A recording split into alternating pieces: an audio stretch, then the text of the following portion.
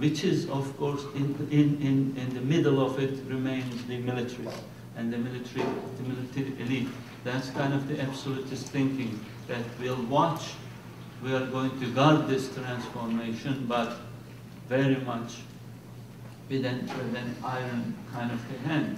I think starting 90s, but that was always there, but there was another line of thinking, which is, again, very much, appreciating the role of the military within politics, but they were much more interested in not this absolutist version of the transformation, but more like the accommodative and the gradualist one.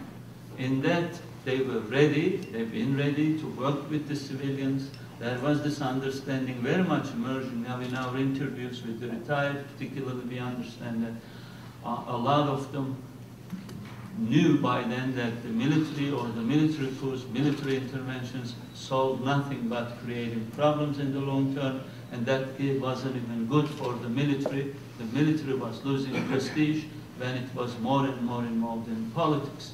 These two lines of thinking, I'm just briefly describing them because of time limitations, I think were valid among the even discussions sometimes, the top military elite, but definitely in their lifestyles, the way that they engage with the politics and the political elite.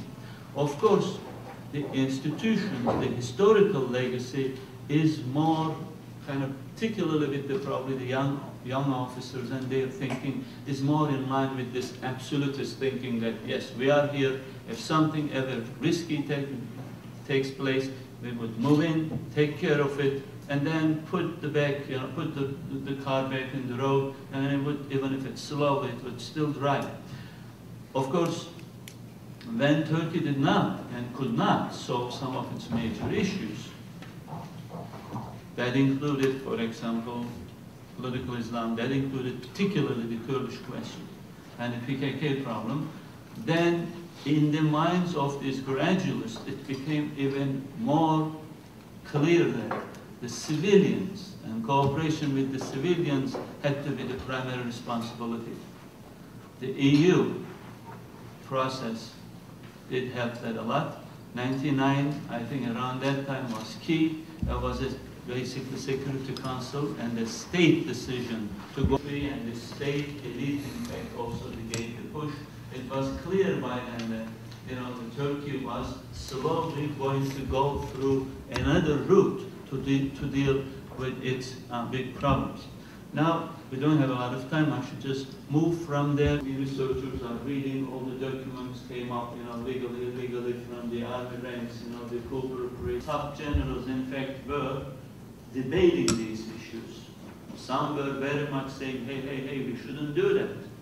We should stay back and let the politicians do it. Some were saying that, oh no, we can't trust them, let's do something. Said that, oh, we should do something. We're even getting marginalized. And in fact, we realized that those are the ones who went ahead by themselves and got involved in certain... If you want to understand Turkey from my perspective, we need to know that there are debates within every institution. There is no single-handed voice.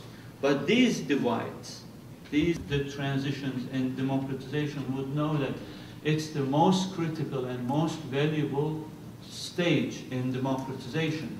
If in a country, if it becomes possible that there are now several multiple actors and they can get into all kinds of new pacts, which is called politics, by the way, then you have a genuine now potential for major transformation. When we look at the Ergenekon process, we clearly see, even beforehand, that the gradualist military leadership that I described has very much opted for cooperating with the civilians against the absolutist elements within the military thinking. That made it more possible than ever for meaningful transformation within Turkish civil paradigm. For example, when the civilians, the judges descended, they wanted to get into the cosmic rooms, which was the most sacred thing, supposedly, of the Turkish military. The military leadership, not with tons of real resistance, they let it go. They always referred to one thing. They said they have to obey the law. So I would, as a researcher, of course, you might find it kind of naive, but those new pacts, the transformationalists of the military, siding with the transformationalist agenda within the civil paradigm, thanks to all those liberal intellectuals and then the really visionary politicians and all that.